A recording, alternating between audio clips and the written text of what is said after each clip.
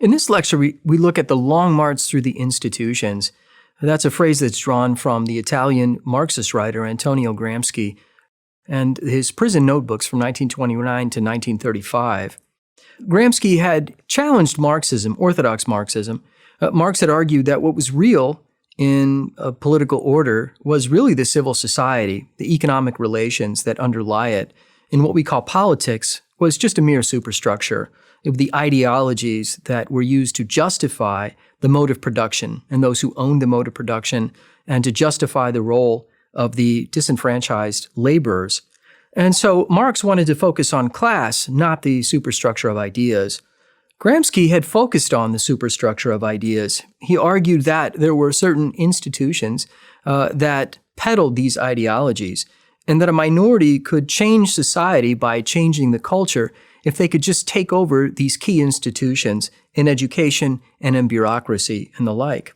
And so in this lecture, what we'll look at is this long march through the institutions, a phrase, by the way, used by Herbert Marcuse as well, and how the radicals were able to co-opt the different institutions to implement the different liberal laws. First, we'll see how the radicals were able to co-opt funding in the liberals' Great Society. Second, we'll see how the radicals were able to take over key institutions in education and to forward their own ideas. Third, we'll look at how radicals took over the agencies that were created by Congress to implement the 1964 Civil Rights Act, and how they interpreted the law to mean the exact opposite of what it said, and thereby secure their own constituencies of victimized groups. Finally, we'll see how the radicals introduced their own idea of administrative law and how it changed the old liberal scheme of the Big Six regulatory commissions. So first, we see that the liberals had created the Great Society really as a form of graft for their own supporters. They would expand the Democratic constituency with lots of free money.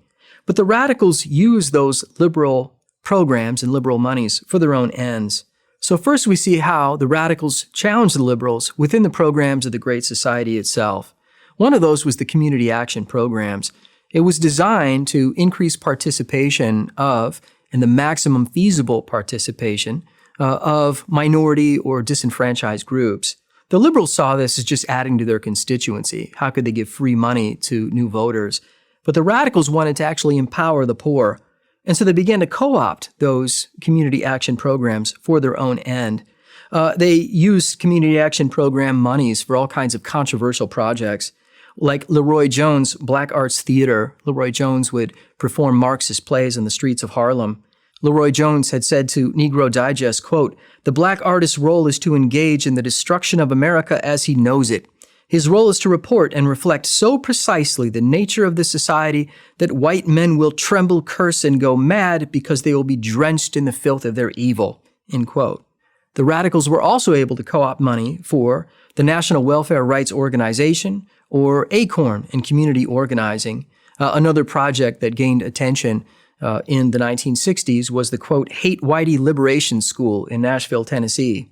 Lyndon Johnson became disgusted with the media exposure of the radical use of these liberal monies. He even axed a proposal by James Farmer, who had helped to create the Freedom Rides in 1961. This was a proposal for an adult literacy program. He demanded an end to the, quote, kooks and sociologists in the bureaucracy that he himself had created.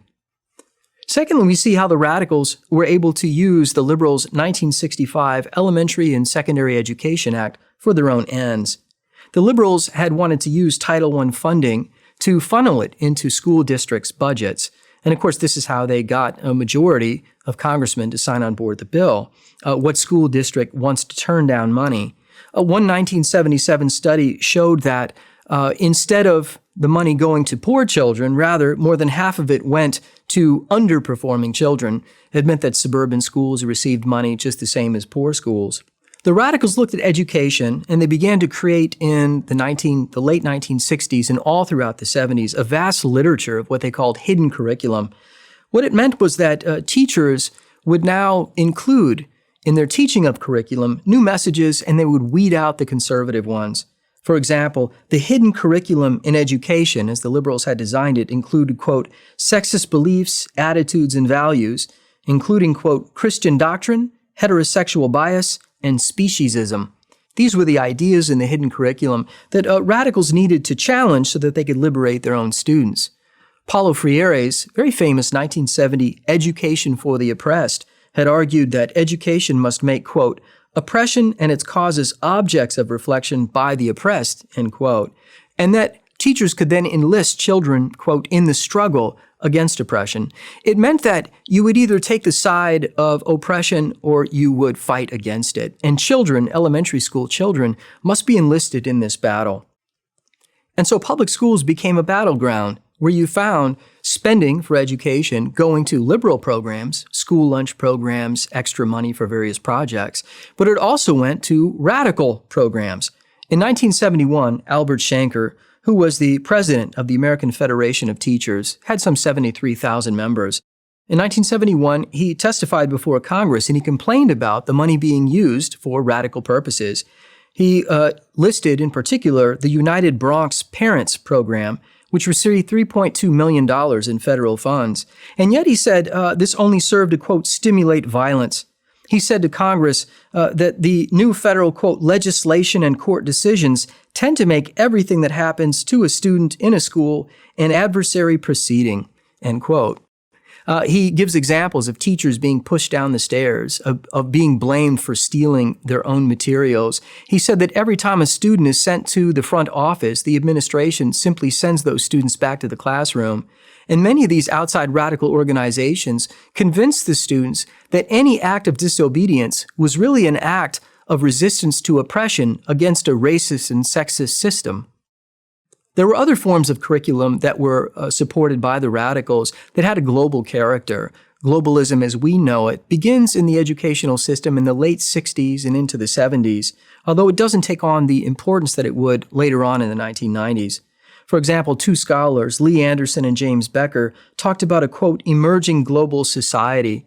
Children would celebrate 1970s Earth Day or Spaceship Earth, and therefore they could transcend the, quote, ethnocentrism so that they would have in mind a, quote, global awareness and how humans beyond the nation state, which now seem to be incapable of solving global or humanist problems, humans would have one identity as citizens of the earth. Racism awareness training, which flourished in the universities, paid very well. The National Education Association, state-level educational associations, the YMCA, and the U.S. Navy all paid for racism awareness training. Radicals began to publish manifestos, whether in the bureaucracy or whether in the National Education Association, to justify a new teaching of systemic racism. One was issued by the U.S. Commission on Civil Rights, entitled Racism in America and How to Combat It. That was written in 1970. It very tellingly had a white figure sitting on top of a black one. And it was how you could educate children, how they were part of a systemically racist system. There was another document by the National Education Association entitled Education and Racism. This was published in 1973. And it proposed, quote, anti-racism activities for children. Children would then put together whiteness collages.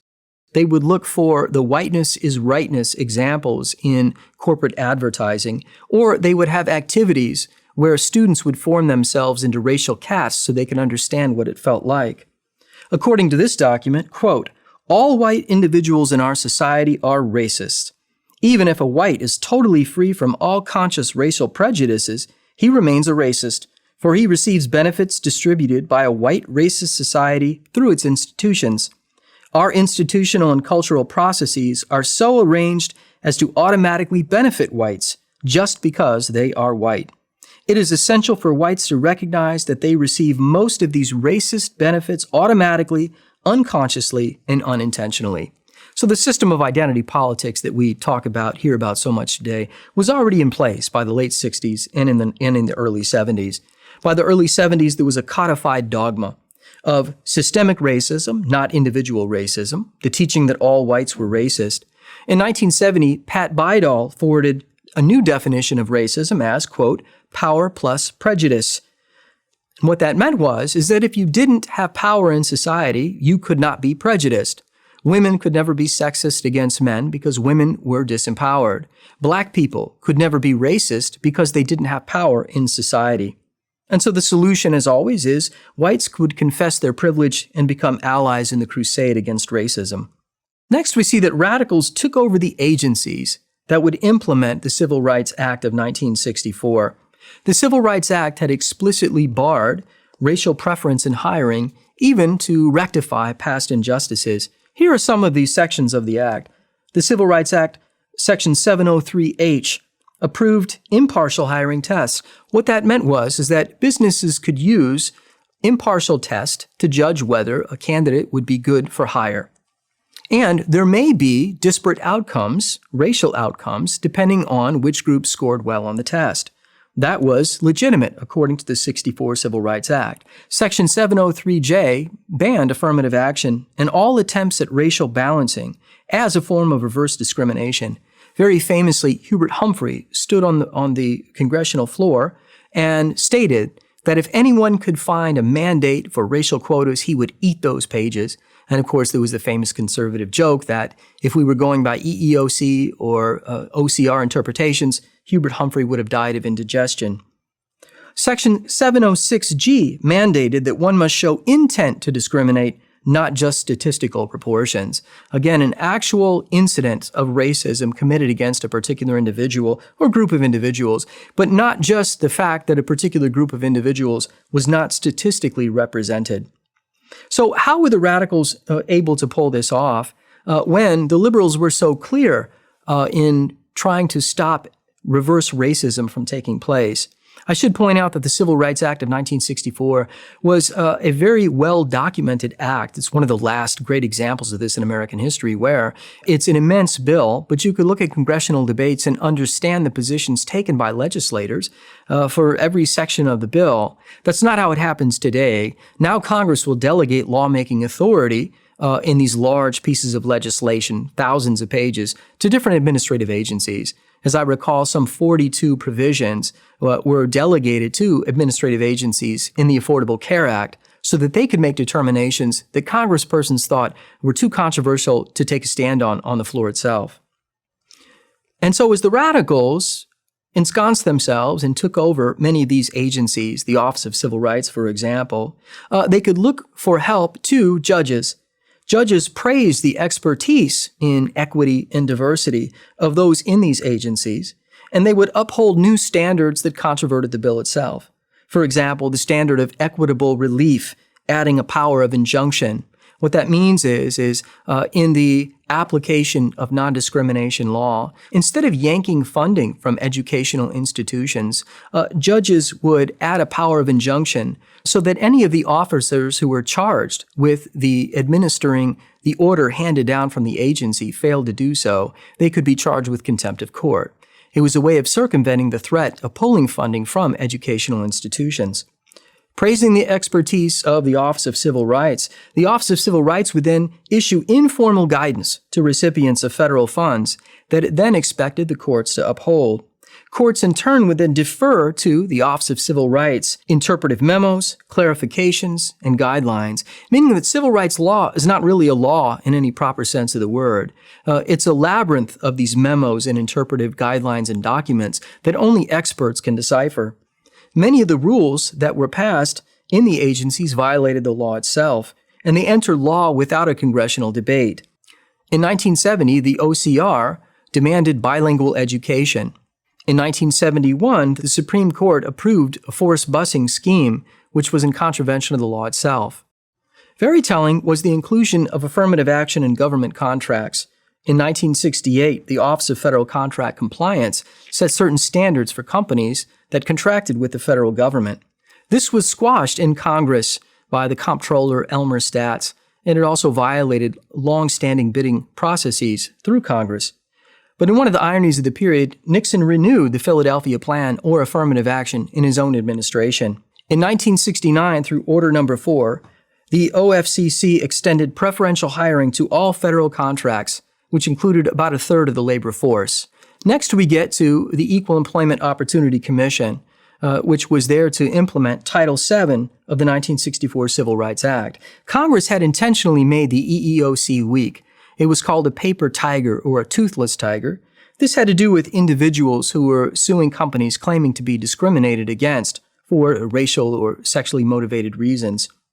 Congress had denied broad rulemaking authority to the EEOC and cease and desist powers.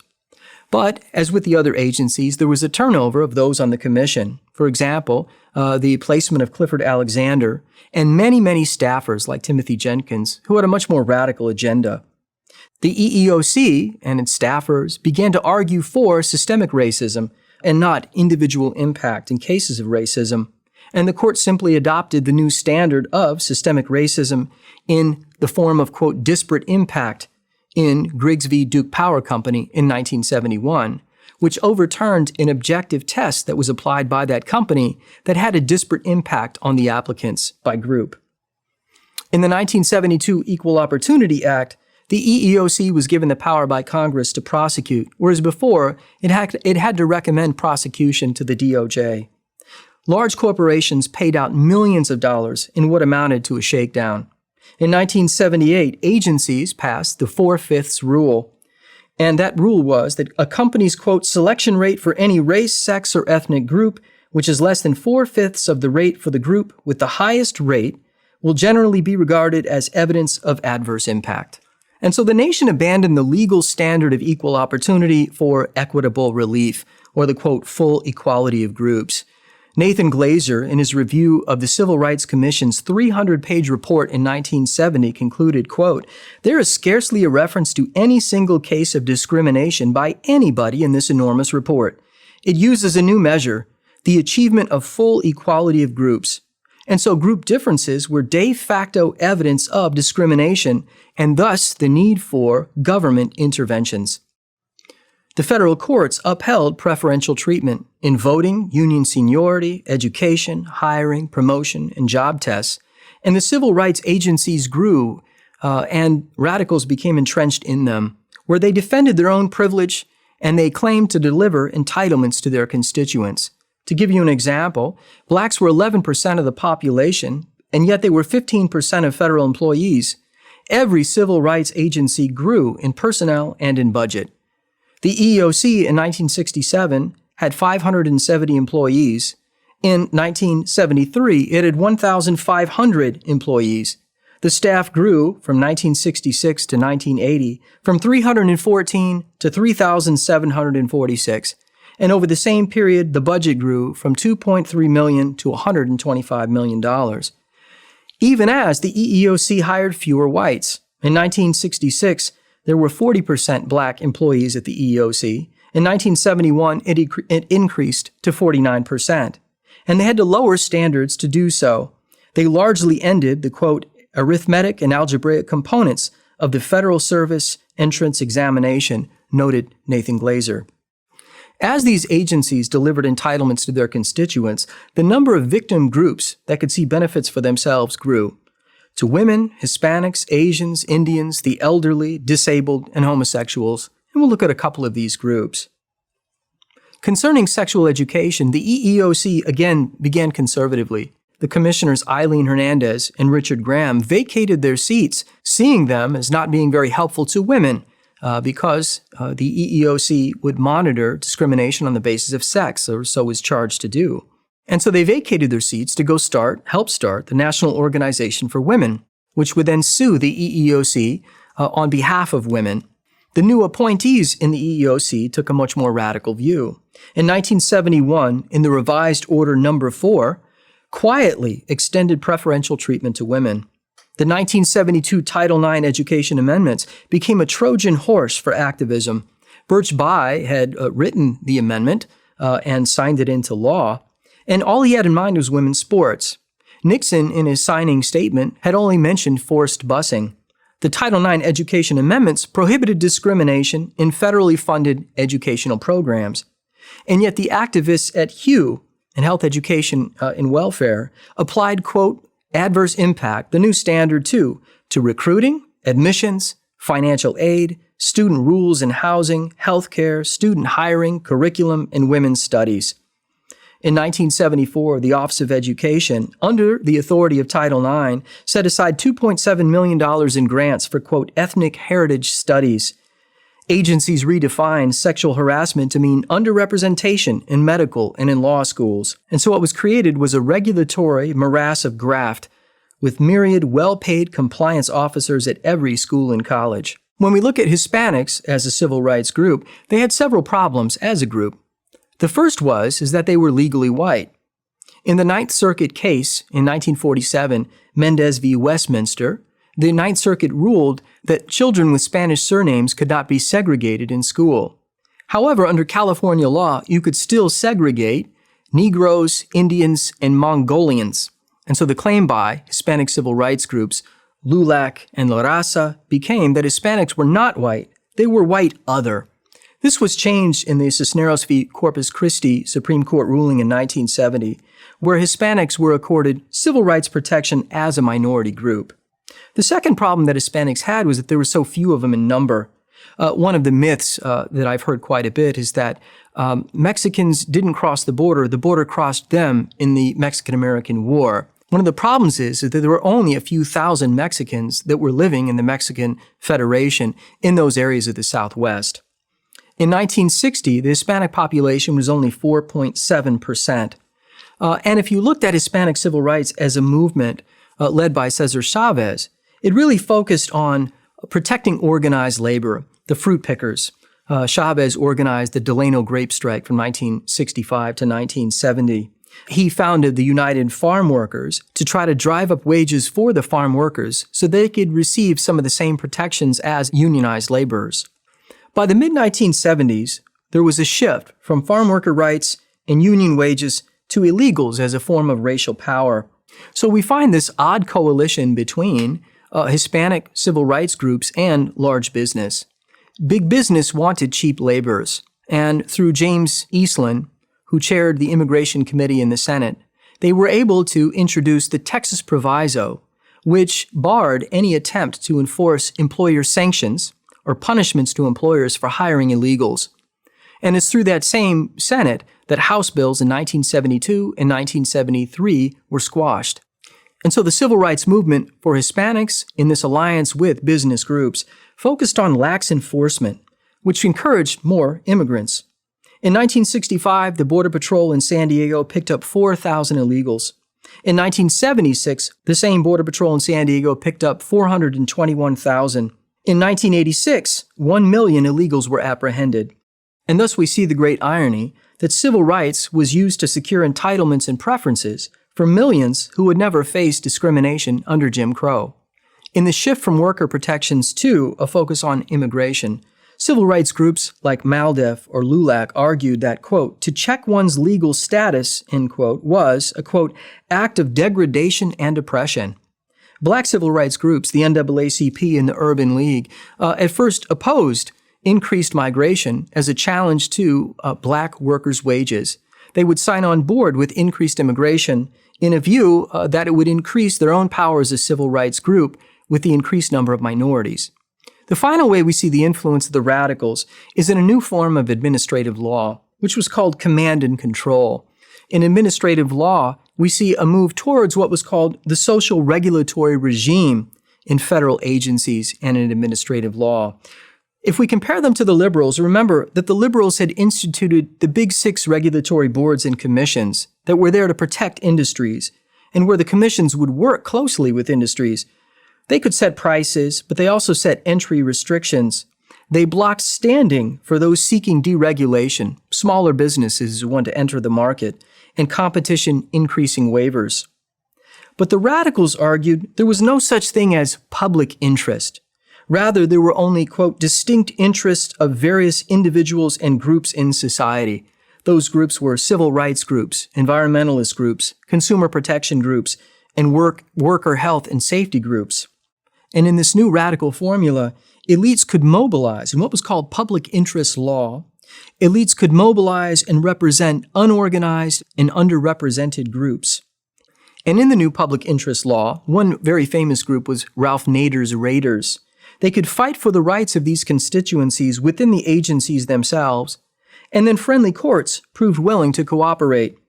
In what was called the Due Process Revolution, the court discovered new, quote, property rights in one's right to welfare. Judges extended legal standing to sue to millions of Americans. And so in this new model of administrative law, Congress would respond to each publicized disaster by creating an agency and giving it power to implement broad rules. These agencies were not like the old liberal agencies. They wouldn't decide if a regulation in an adjudication had been broken or not, yes or no. Rather, they would implement detailed decisions.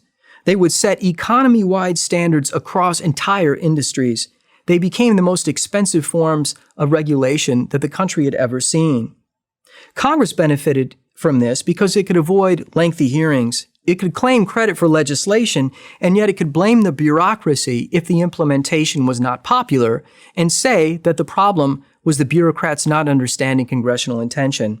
Some of these new agencies were the Council on Environmental Quality of 1969. The two most important were 1970's Environmental Protection Agency and 1970's Occupational Safety and Health Administration, and added to that were the Consumer Product Safety Administration and the National Highway Traffic Safety Administration. It was not true, as Congress liked to claim, that these were simply matters of expertise. It was true that scientists were expected to make determinations as to occupational safety and health with regard to chemical compounds and substances at parts per million or billion. But one of the things that Americans didn't realize is that most of the employees at these agencies were lawyers at the EPA or at OSHA. The second is that scientists, if they're objective, usually agree on the facts, and they can explain to congresspersons the threat as to the presence of these dangerous compounds. But the scientists themselves have no moral authority. This was a way that Congress could foist the difficult decisions onto the scientists in the agencies and shirk their own responsibilities. And thus we have, at the end of the long march through the institutions, a very top-heavy bureaucratic government with some of the costliest regulations ever introduced in American history. And so we conclude with the creation of two new constituencies, oppressed victim groups and consumers, that would provide the foundation for a new neoliberal consensus that will be the subject of our next lecture.